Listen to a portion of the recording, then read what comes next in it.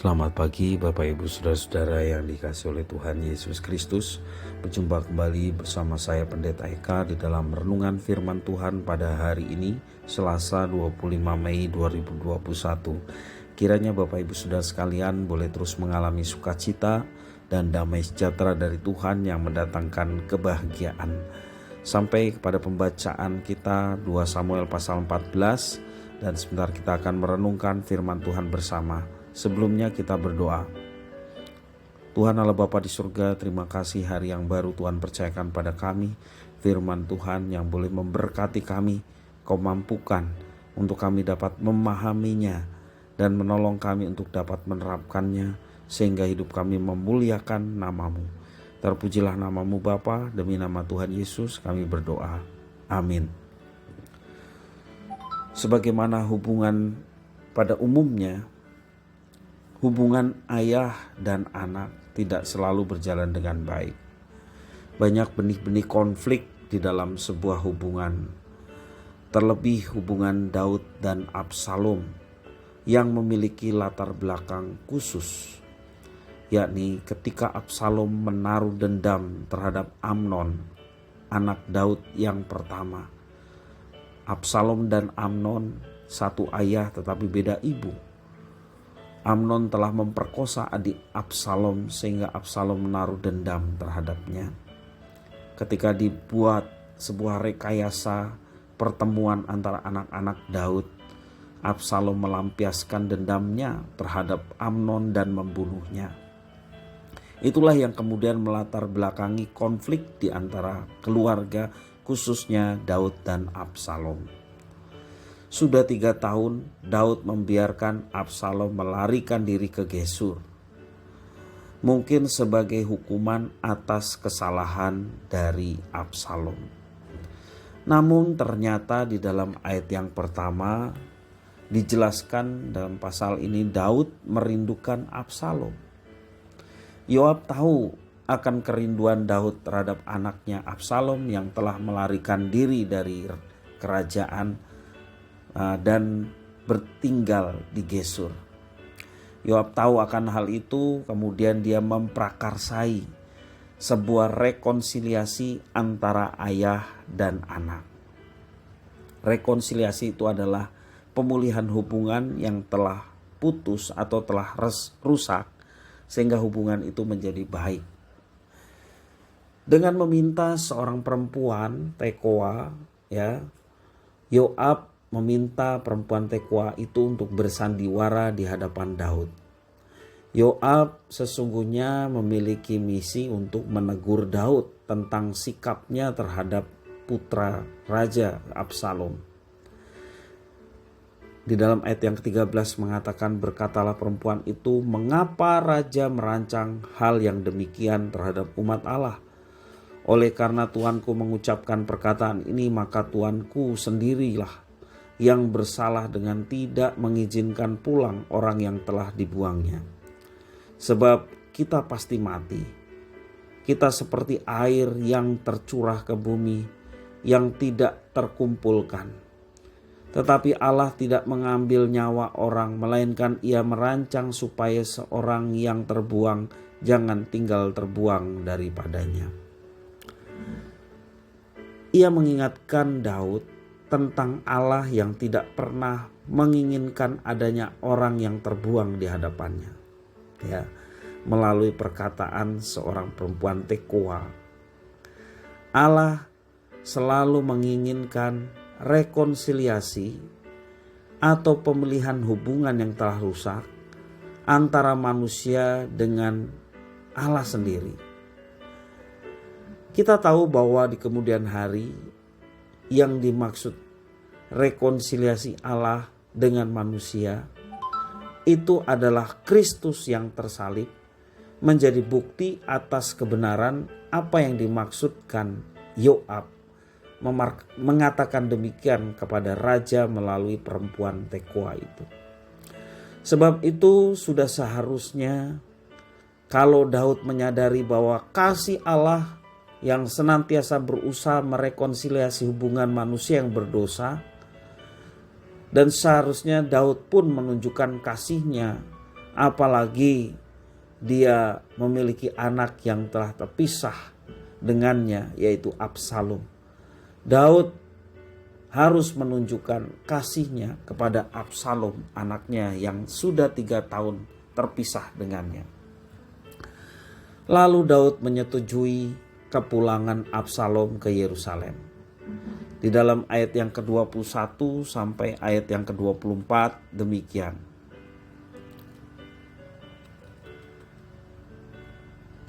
Sesudah itu berkatalah raja kepada Yoab, "Baiklah, kukabulkan permohonan ini. Pergilah, bawalah kembali orang muda Absalom itu."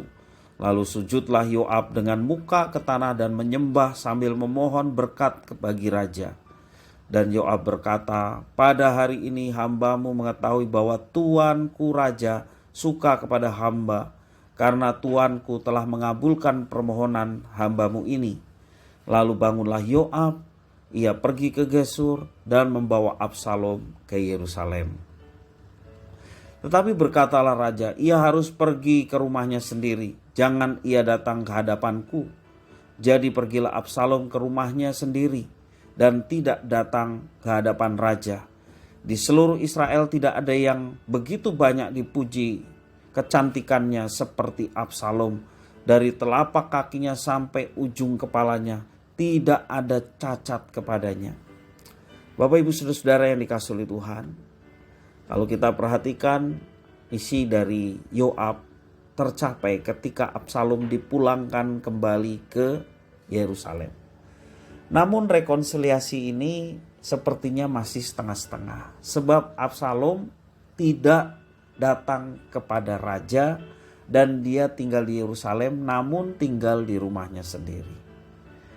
Bapak, Ibu, Saudara-saudara, tidak adanya komunikasi dengan ayahnya padahal ia sudah jauh-jauh kembali, menimbulkan perasaan yang tidak enak di dalam diri Absalom anaknya.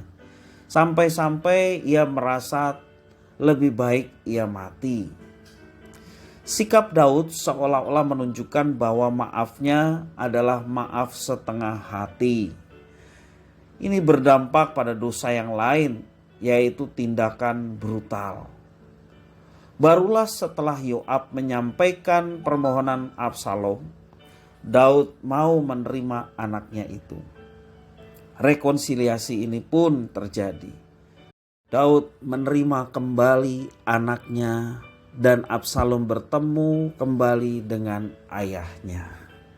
Satu pertemuan yang mengharukan, oleh karena sudah lama sekali tidak berjumpa.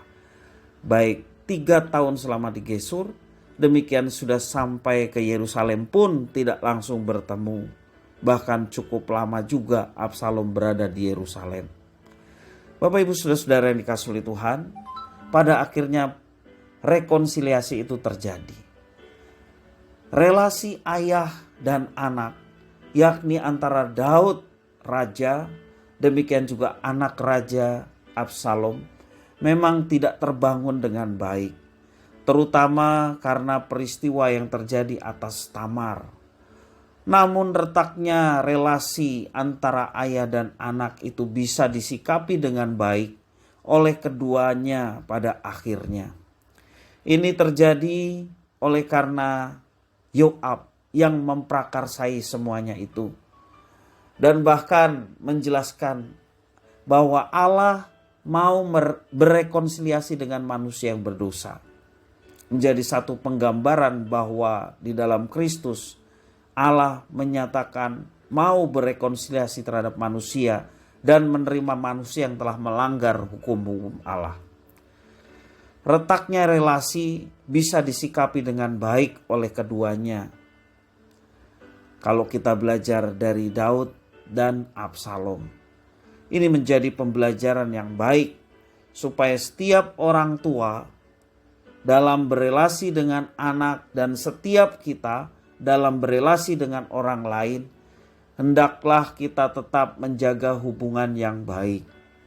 Ketika ada persoalan, kita pun ada niat untuk menyelesaikannya.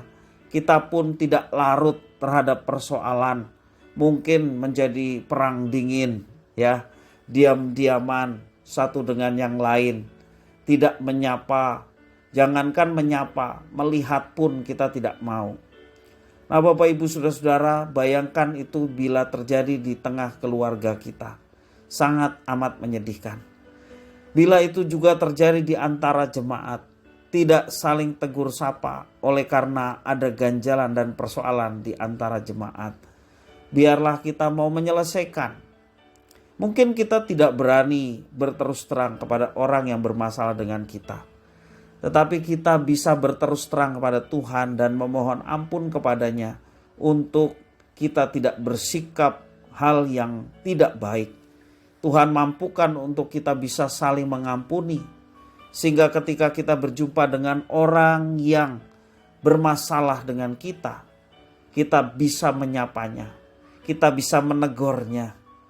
Tentu saja dilandasi karena cinta kasih dan kita sudah mengalami rekonsiliasi dengan Tuhan, orang berdosa yang diampuni dan diterima sebagai keluarga Allah. Demikian juga kita harus dengan sesama memiliki hubungan yang baik. Ada persoalan kita mau berekonsiliasi dengan sesama, karena itulah yang dikehendaki oleh Tuhan. Memang relasi tidak selalu berjalan dengan mulus, karena itu rekonsiliasi bisa menjadi jalan keluar atau menjadi cara untuk pemulihan sebuah relasi. Biarlah firman Tuhan ini boleh menjadi berkat bagi kita sekalian. Puji nama Tuhan. Mari kita berdoa. Tuhan Allah Bapa di surga, terima kasih atas firman-Mu. Mampukan kami ya Tuhan untuk menjalin hubungan yang baik dengan sesama. Tak kala kami ada persoalan baik dengan keluarga kami, istri kami, suami kami, atau dengan anak-anak kami mau membereskannya dan tidak menjadi ganjalan dalam hidup kami yang terus-menerus kami simpan.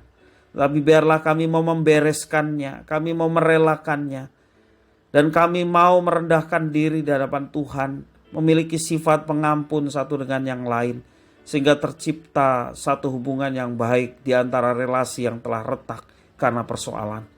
Terima kasih ya Tuhan, demikian juga di antara jemaat Tuhan. Biarlah kami boleh saling mengasihi satu dengan yang lain. Tak kala kami bersinggungan, berbenturan sehingga terjadi masalah, kami tidak berdiam diri, kami tidak saling berdiam diri, kami tidak saling menjatuhkan ataupun menyimpan dendam itu lama-lama, tetapi kami mau melepaskan semuanya itu dan kami mau merekonsiliasi diri kami dengan orang yang bermasalah dengan kami. Sebagaimana firman Tuhan mengajarkan kami untuk memulihkan hubungan. Sebab kami pun sudah mengalami pemulihan bersama dengan Tuhan. Tak kala Kristus mati di kayu salib dan dosa-dosa kami diampuni oleh karena pengorbanan Kristus. Sehingga hubungan kami yang telah terputus, terpisah karena dosa dipulihkan di dalam Kristus. Biarlah pengorbanan Kristus untuk rekonsiliasi menjiwai kehidupan kami. Untuk senantiasa berdamai, berekonsiliasi dengan sesama kami. Terpujilah nama-Mu ya Bapa. Inilah doa permohonan ucapan syukur kami. Doa dan ucapan syukur kami haturkan di dalam satu nama Tuhan Yesus Kristus, Tuhan kekasih jiwa kami. Haleluya. Amin.